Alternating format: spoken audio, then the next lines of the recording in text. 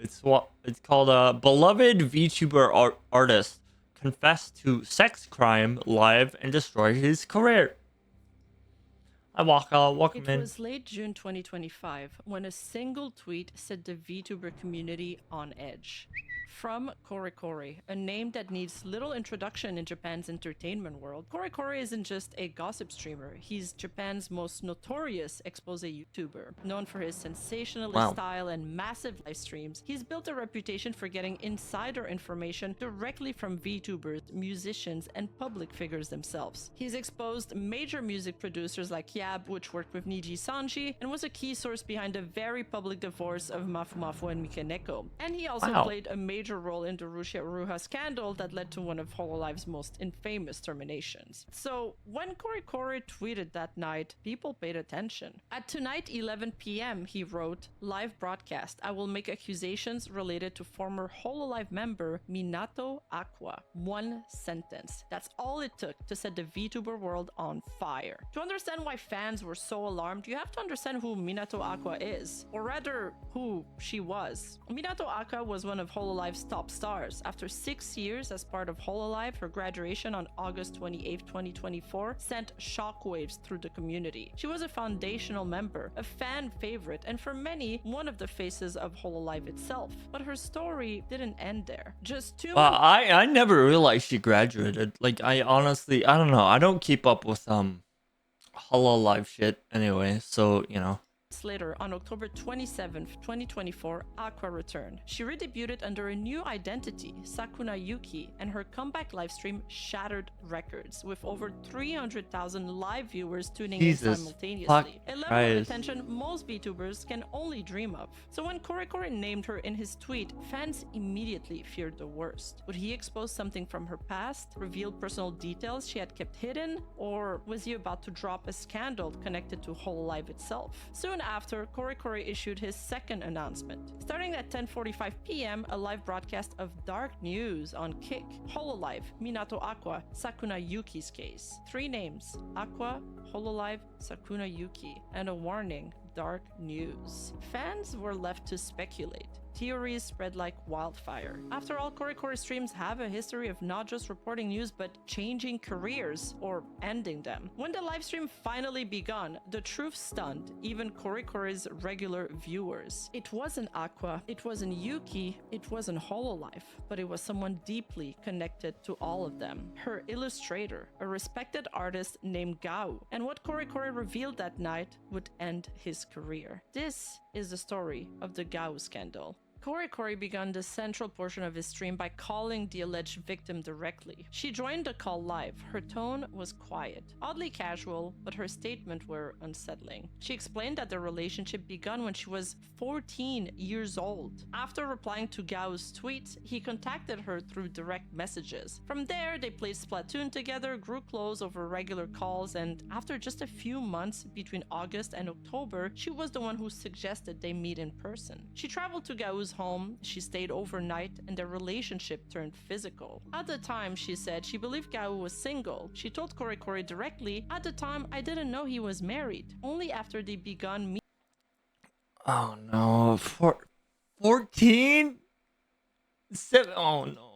She explained, did Gao reveal the truth. He told her he was separated from his wife and that his child, who was in elementary school, lived with his wife separately. He himself was living with a girlfriend. Initially, he had claimed to the victim that the apartment was simply a rented workspace. In reality, she discovered that he was living there with his girlfriend, whom he introduced to her after she arrived. This revelation came only after she had already visited his home and stayed there. In other words, while Gao was still legally married and had a child, he was living full-time with a different partner, his girlfriend, at the apartment where he invited the victim, all the while having an affair with a minor. Despite this... Again, what? Okay, like, I know it's, like, different in Japan or whatever, but, like, this is still weird. Like, why would a minor willingly go to, like, I don't know how old Gao was, but she went to a, like, this is 14, 17. I'm a bit confused here because they only met a few months, but it was with the 14-year-olds. Oh man. She said she wanted to keep seeing him, but Gao Oh. eventually blocked her, cutting off contact, a detail he would later confirm himself. Yet, their story wasn't over. Years later, they reconnected online. No, I know it's still illegal, but like it's just weird to me that like the dude met up with either a 14-year-old or a 17-year-old, like without even realizing it. Gao, like in real using life. a different account under a different name, contacted her again. She herself was using a different name and appearance. Notably, she had changed her hair. For 2 years, they talked regularly, mostly through calls. According to her, Gao did not recognize that she was the same girl from years earlier. In May 2025, when she turned 17, they met again in person. Even then, she said Oh, Gao okay. So he did meet her when she was fucking 14? That's weird. Oh no. still didn't realize who she was. She explained that Gao told her he was divorced and single, and believing him, she agreed to meet. They went to a hotel, resumed a physical relationship, and begun dating again. But the relationship didn't last. Around June, Gao told her he couldn't forget his ex-girlfriend and broke up with her. She also revealed that while dating her, Gao had been seeing his ex behind her back. Then, one of the most disturbing details, she revealed that she had a 5-hour recording of conversations between herself and Gao. At that point, Korikori asked her directly, "So, you're exposing him now because he dumped you?" And she replied, "Honestly, yes." Korikori acknowledged her motive but stressed to viewers, even though your reason isn't pure, this guy's dangerous. He warned that Gao could have targeted others. Korikori then explained that Gao was not only a VTuber illustrator but also known for creating adult doujinjis. Some of those works, Korikori suggested, may have been inspired by real-life encounters. He posed to explain for viewers unfamiliar with VTuber culture. For those unaware, in VTuber culture, the artist who draws the avatar is called the Papa. In this case, from this guy, Minato's Aqua's illustrator. Finally, Korikori revealed that Gao had also leaked confidential information in private calls. This included unannounced anime collaborations and behind-the-scene details about the VTubers he worked with. But just as the story seemed to reach its peak, something unexpected happened. Gao himself appeared in Korikori's stream chat. Without hesitation, Korikori invited him into the call. Moments later, Gao's voice was heard live. What followed was no longer just testimony, it was confrontation. Korikori questioned Gao directly. He asked why Gao had blocked him earlier. Gao admitted he did so to avoid being flamed by him. Then, Korikori asked him the central question: "Is it true you had a relationship with this girl when she was underage?" And Gao simply replied, "Yes, that's true." Just like this, he admitted to everything. Korikori followed up, "Seriously, and was she the only one?" And Gao answered, "No. There's one more." When asked if the other girl was famous, Gao said, "No, she's just a regular person." Korikori also asked whether Gao had ever pretended to be a female online. Gao simply replied, "I didn't try to act female, but I kept my gender ambiguous." Then came one of the most surreal moments of the stream. Korikori asked the victim when she had told Gao that she was the same girl from years earlier. She explained that she had only told him during their breakup call that day. Korikori reacted in disbelief. "Today? You said I'm the same girl from when I was 14? And she confirmed yes. When asked why she didn't reveal her identity sooner, she said simply, "I missed the right timing." Basically, it was only after Gao ended their second relationship that the victim finally decided to reveal the truth. He had never even realized it before. Insane. And although she had previously told Korikori about her story years ago... Okay, why? Oh my god. Okay, Why do this shit with a 14-year-old? That's... Ew, that's so gross, dude. Holy shit, man. Only now that she gave Korikori permission to tell her story publicly. And during Kori's stream, Gao himself confirmed this sequence of events. Korikori then asked her what she wanted from Gao now. Her response was direct. "I want him to apologize for hiding his marriage, cheating, and I hope this prevents more victims." Korikori replayed her words to Gao. "Can you apologize for that?" Gao replied, "Yes, I'm truly sorry for hiding my marriage and for what I did." Korikori then asked if she planned to report him to the police. She answered, "I'm thinking about it. People can be very nasty and awful. Remember, we are normal people. This person's not. Yeah, I mean, this person's like actually fucked. Plan to discuss it with my parents." Turning to Gao, Korikori asked, "What's your plan? Do you intend to take responsibility?" And Gao responded, "As an illustrator, I think it's going to be impossible for me to continue. I'm considering retiring." When Korikori commented, "Even though you're talented," Gao replied, "I've betrayed the VTubers I work with. I probably can't be involved in this industry anymore." Then Korikori encouraged the victim to work with her mother and consider legal action. She revealed that during the stream itself, she had messaged her mother telling her what had happened. Her mother replied, "Thank you for having the courage to tell me." Korikori then reassured her and emphasized that reporting to the police was the correct next step. At another point during the confrontation, Korikori even asked Gao how he intended to take responsibility for what had happened. And Gao responded that if the victim did file a police report, he would turn himself in. As the stream neared its end, Korikori addressed his viewers directly. This wasn't just an internet controversy, this was a criminal case. And Gao, beyond his confession on the stream, made no public statement on social media. Korikori reminded viewers that what happened next would depend entirely on whether the victim filed a police report. And yet, as serious as Gao's admissions were, the story wasn't over, because equally troubling revelations were still to come. At this point in Korikori's stream, the situation was obviously no longer just a scandal, it was potentially a criminal case. In 2023, Japan officially raised its national minimal age of consent from 13 to 16 years. 13!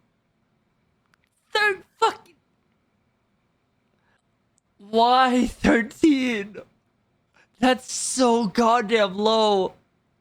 Holy... Old, ending a law that had remained unchanged for more than a century and was long criticized as among the lowest in developed world, according to reporting from NPR. This legal reform was part of a broader Animes can have a field day. Oh no, dude. overhaul of Japan's outdated laws related to violence. However, that national standard doesn't reflect the whole legal picture. Each of Japan's 47 prefectures can enforce stricter protections through local regulations. In prefectures like Tokyo, for example, the age of consent is effectively raised. Yeah, they changed it. They changed 18 years old under the so-called obscenity ordinance designed to protect minors from exploitation. In this case, the victim mentioned working at a maid cafe in Kansai and stated that Gao lived nearby. Their apartments were reportedly just 3 minutes apart. Kansai encompasses major prefectures like Osaka, Kyoto, and Hyogo. While exact prefectural laws vary, many parts of Kansai have similar strict protections. Under Japan's Child Welfare Act, engaging in any intimate relationship with a person under 18 years old, unless legally married with parental approval, is considered a punishable offense. And in this situation, there was no gray area. Gao was approximately 40 years old. The girl was just 14 at the time of their first physical encounter. According to NPR, under the 2023 I don't want to live anymore, bro. Holy fucking shit. That is bad. Dude, that 40. What was this person thinking? Oh my. reforms, any physical relationship involving someone aged 13 to 15 becomes a crime if the adult involved is 5 or more years older. Gao exceeded that threshold by nearly 3 decades. When we lay this against the timeline revealed in Korikori's stream, the severity becomes even clearer. Their first relationship began when she was 14, likely in late 2021 or 2022, and their second physical meeting happened in May 2025 when she was still a legal minor. And Gao himself acknowledged the gravity of what he'd done. On stream, he stated that if she went to the police, he'd turn himself in. This was almost certainly a violation of Japan's child protection laws, and everyone watching Korikori's stream that night understood that.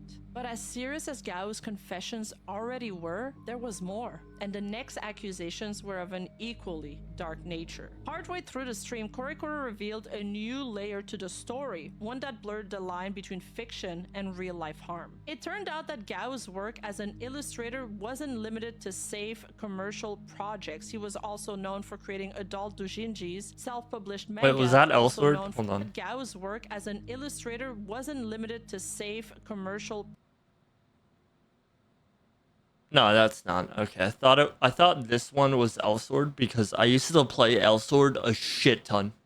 Projects. He was also known for creating adult doujinjis, self-published manga with explicit content. And according to the victim, some of those works weren't entirely fictional. During the stream, Korikori questioned Gao directly. "You've confirmed that you used the victim's ex-girlfriend's name as a character in your doujinji, right?" Gao's answer was simple: "Yes, intentionally." But the situation was worse than that. Korikori revealed that Gao had previously used a different underage girl he had dated 5 to 6 years earlier as inspiration for one of his adult doujinji works. The link was discovered when readers noticed that a character either shared the same name or a very similar one to the real girl. For everyone listening, the implication was deeply disturbing. Gao hadn't just drawn fictional stories, he had used real people, real minors, mind you, as material for adult works. And the breaches of trust didn't stop there. Korikori also disclosed that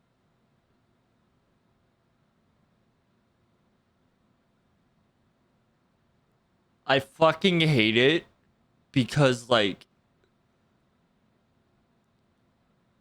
he's a fucking creep that deserves to die, but like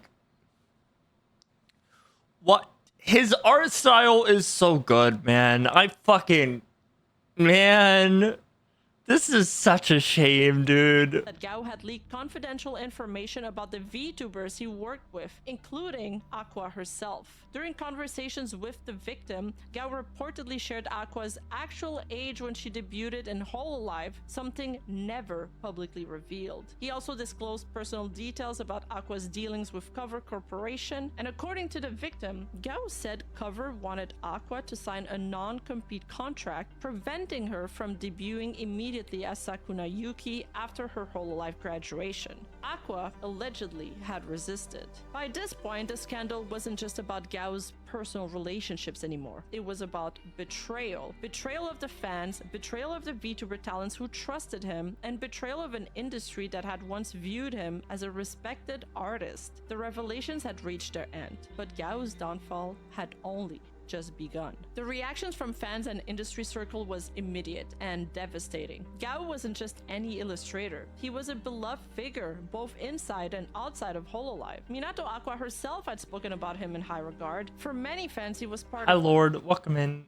her identity. After all, he had designed both her Aqua and her Yuki model. The revelation that someone so trusted, so admired, could be at the center of such serious allegations left the VTuber community stunned. On social media, the mood was a mix of disbelief, anger, and heartbreak. Sakuna Yuki's fans, Aqua's reincarnation, rallied around her, but the atmosphere was heavy. People weren't just upset, they were lost. They were confused. Many fans, especially those who had followed Aqua's careers for years, didn't know how to process the betrayal. Even other artists who once worked alongside Gao publicly shared their sadness and confusion. Some clung to the faint hope that the person who joined Korikori's stream wasn't really him, but with Gao confirming the accusations live and even apologizing directly to the victim, denial felt like grasping at shadows. Many viewers agreed that Korikori's stream did at least one important thing: he convinced the victim to tell her mother and consider going to the police. And yet, even that moment was uncomfortable. Korikori had shown the private message the victim sent her mother live on stream, a move some saw as sensationalism, others as necessary evidence. At this point, public opinion was nearly unanimous. People weren't waiting to see if the accusations were true.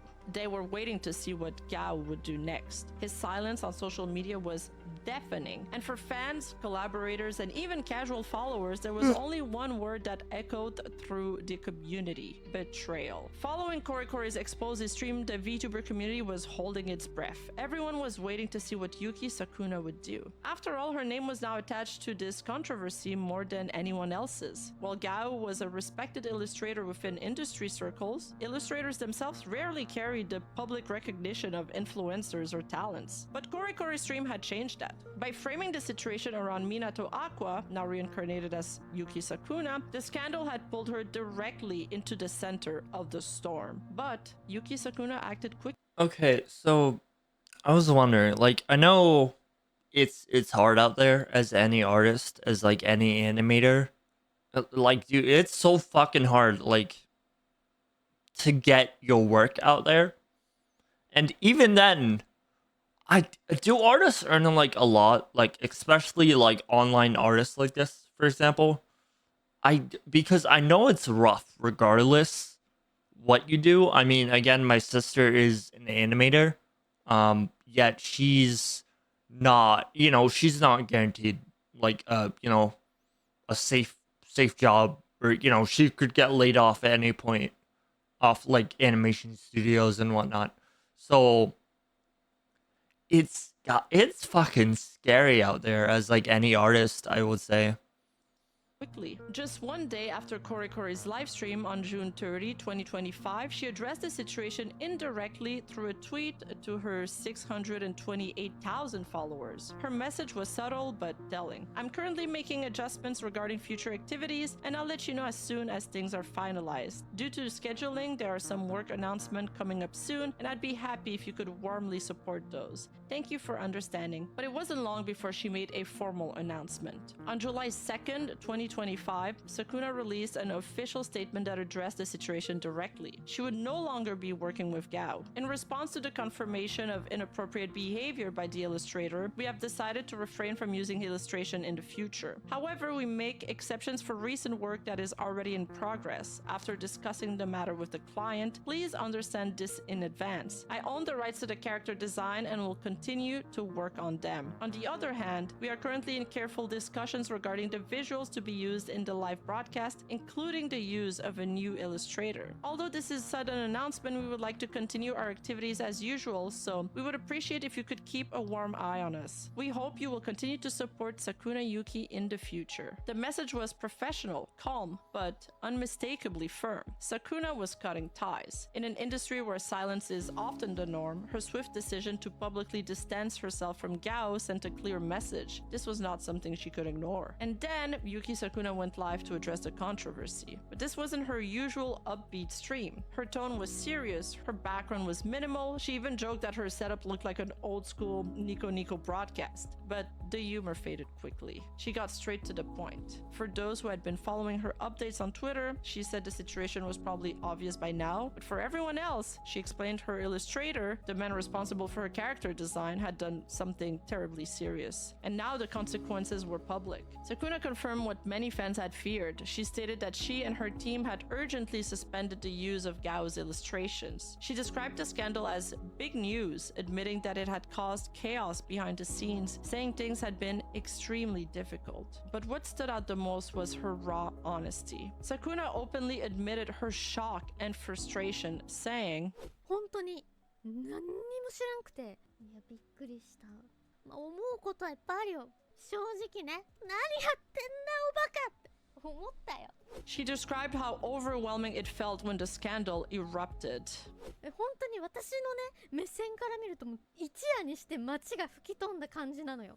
起きたら世紀末だったみたいな。本当それぐらいの感覚なの。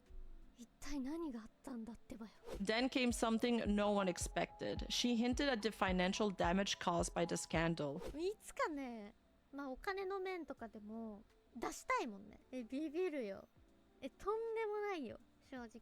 マジでびっくりすると思う。 But it wasn't just about money, it was about powerlessness. She explained to viewers, 私にどうにかできる問題とどうにもできない問題があって、私だけがじゃあ損害を被るだけならいいのよ。その損害を受け入れてってなってくるんだけど、もっと大きな規模感の会社さんとかが関わってくると、その会社さんの判断とかもあったりするわけ。 and then came the moment fans had been dreading, her plans for the future. Sakuna confirmed that a redesign was likely coming, but she wasn't too sure on it yet. デザインというか、ちょっと、まあ、変わるかなと。リデザインという形で、2バージョンを考えています。イラストレーターさんは多分それそれ違うかも。 Yet, despite everything, Sakuna took time to thank everyone who had supported her. She said that industry colleagues, friends, and fans had helped her get through what she described as the hardest period of her career. Near the end of her stream, she issued one last warning to fans. 変な情報を鵜呑みにしないでください。それを拡散しないでください。確証のない情報を。どれが本当でどれが嘘かはね、しっかり見極めて。 And finally, she reassured everyone that this wouldn't be the end for her. Even after losing a trusted illustrator, even after public betrayal, she promised to keep moving forward. And just like that, the fallout reached the official stage. Gao's career wasn't just ending, it was being erased. Because following Korikori's expose, Gao's professional collapse began almost immediately. One by one, companies he had worked with started to distance themselves from him. One of the first was the PC game girls creation Shoujo Art Tales, published by Xnoa and part of the DMM group. On June 30th, 2025, just a day after the scandal broke, Girls Creation PR issued a public announcement confirming Gao's involvement in their project. They wasted no time. The statement began, "We are providing information regarding some character designs that have been inquired about. Please check the in-game announcement or the attached images for details." Gao was responsible for the character design for the game. But that wasn't all. In a longer statement posted to their official website, the management acknowledged receiving a wave of inquiries about Gao's involvement, and they admitted they didn't have yet a full understanding of the situation, stating, "We do not have a detailed grasp of the situation, but we will continue to confirm the facts." They then confirmed that Gao was no longer working on any ongoing content for the game. However, the most significant part of their announcement came next. Please be aware that there is a possibility that the character designs may change. In other words, even characters already in the game could soon be removed or totally redesigned. This announcement triggered a mixed response from players. While many supported the Damn it, dude. Fuck, man. Like, his art was so good, though. God damn it, man. Why did he have to be a fucking pedo? Oh my god. company's decision to distance itself from Gao, others were conflicted. Some fans felt uneasy about losing characters they had come to love simply because of the illustrator's personal behavior. After all, as some pointed out, the characters themselves hadn't done anything wrong. But from the company's perspective, the risk was too clear. Gao's name had become a liability, and Girls Creation PR wasn't taking any chances. For now, his art remained in the game, but his future was uncertain. And yet again, another client prepared to erase him. By early July, yet another major publisher joined the growing list of companies cutting ties with Gao. On July 1st, Kadokawa's Dengenki Bunko, one of Japan's most prestigious light novel publishers, announced that they would be replacing Gao as illustrator for the popular light novel series I'm a Guild Receptionist, but I don't want to work overtime, so I'm going to defeat the boss solo, more commonly known as Gilmasu. The announcement made through their official website was simple and straight to the point. No reason was given for the decision, but for those following the scandal, the timing spoke for itself. Dengeki Bunko stated, "We sincerely apologize for all of our devoted readers for the concern caused. We are currently in discussion regarding the illustrator for the new book and the handling of existing books, and we'll make an announcement once a decision has been made." In other words, Gao's replacement was not just for future volumes. Discussions were already underway regarding what to do with the existing 8 published volumes, whether to reprint them with new artwork or leave them as they were. Gilmasu wasn't a small or niche title. It had been published since March 2021, had won the Gold Prize at the 27 Dengenki Novel Prize, and had even received a TV anime adaptation earlier in 2025. For Dengenki Bunko, this was a high-profile series, and removing Gao as its illustrator was not a decision they made lightly. Unlike some smaller publishers, Kadokawa made no attempt to soften the news. They acted decisively. Another major project, another severed contract, and Gao's reputation fell further into freefall. And then another major blow to his career came from the anime and light novel series Welcome to the Exile's Dinner, one of his most public and recognizable projects. Originally, Gao had been credited as the character designer for both the light novel series and its upcoming TV anime adaptation, but that changed almost overnight. By June 30th, just days after the scandal broke, fans noticed a quiet but deliberate change. On the official website for the anime, the staff credits had been altered. The line reading character design Gao was removed. No explanation, no announcement, just gone. This deletion was later confirmed through archival snapshots from the Wayback Machine, proving that Gao's name had been scrubbed from the official anime site before the first episode even aired. And then on July 2nd, a formal announcement followed from Overlap's Novels, the publisher of the original light novel series. In their official blog post, they stated, "We're currently in discussion regarding the new illustrator and timing of the response, and will provide an update once a decision has been made." They confirmed that not only would future volumes of the light novel use a different illustrator, but even previously published editions of the novels might be reissued with entirely new artwork. In other words, Gao was being removed from both the anime adaptation and the original novels that it was based on. For a series that had captivated readers and was preparing for its anime broadcast, this was no minor adjustment. And for Gao, the message was unmistakable. His name wasn't just being pushed aside, it was being erased. But also he deserved it. And yet Gao's situation continued to worsen as another high-profile project publicly severed ties with him. This time it was the One and No Watson, a new light novel published under Shogakukan's Gagaga Bunko label. The novel wasn't just another release, it had already gained recognition, having won the Excellence Award at the 19th Shogakukan Light Novel Awards. The series, positioned as a contemporary mystery with a unique spin on the detective genre, was expected to be a significant title for the publisher. Originally scheduled for release in July 18th, 2025, the timing couldn't be worse, and Gao was responsible for the character designs and cover art. The novel's future suddenly shifted. On June 30th, the official announcement came, stating the release will be postponed and have a change of illustrator due to the circumstances involving the original illustrator, Gao. They sincerely apologize to everyone Oh. Shit, what the fuck?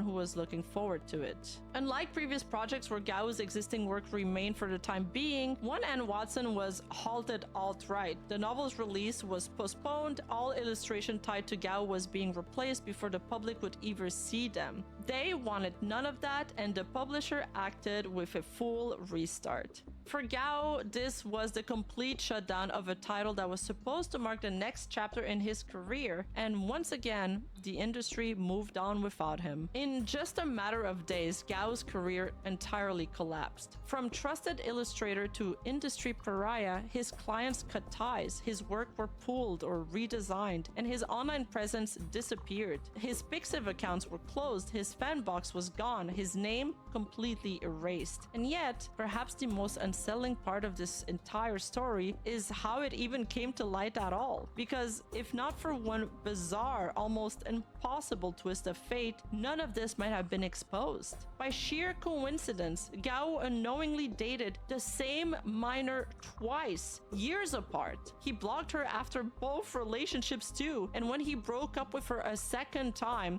she chose to speak out, partially out of anger. And if it had been anyone else that second time, Gao might still be working quietly behind the scenes today. What a chilling thought. But as his career collapsed, one question lingered. What happens next? Japan's legal system has long faced criticism for its handling of sexual crimes, and past cases offer little reassurance. In 2020, for example, Tatsuya Mitsuki, the writer of Act Age, was arrested for molesting schoolgirls. He received a suspended sentence, 1 year and 6 months. He never served time. Then there's Nobuhiro Watsuki, the creator of Rurouni Kenshin, who was arrested in 2017 for possession of CP material. His punishment? A fine, approximately of $1,900, and a brief hiatus from his manga. International sales of Rurouni Kenshin paused for a time, but ultimately it resumed, and the series even received a new anime reboot in 2023. Both cases led to widespread outrage, and yet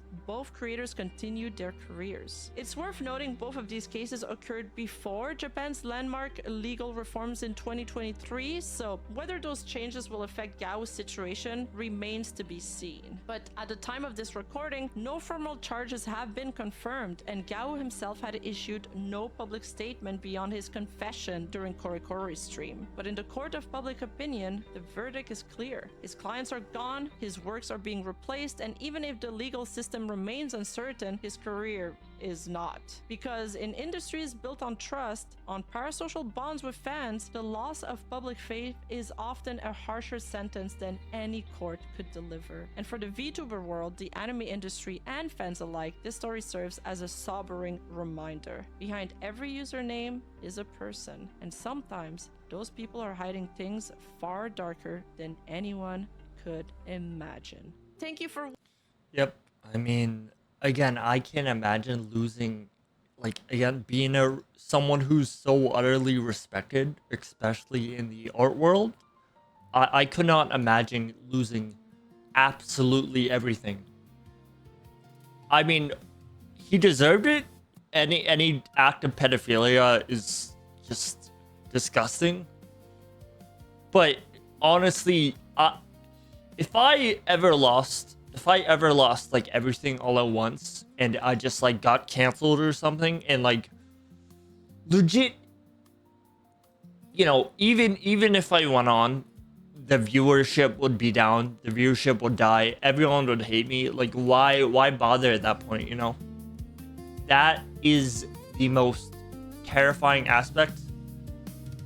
I feel like just losing people's trust overall. So I don't know. I've seen it happen so many times too, on YouTube, Twitch. Like, people have their careers ended. But yeah, who knows how long it would have gone on. I mean, again, it's kind of like that Sykkuno situation. No, it's not like that. That's pedophilia. That was like more like just kind of fucked up cheating sort of thing. But all right, guys.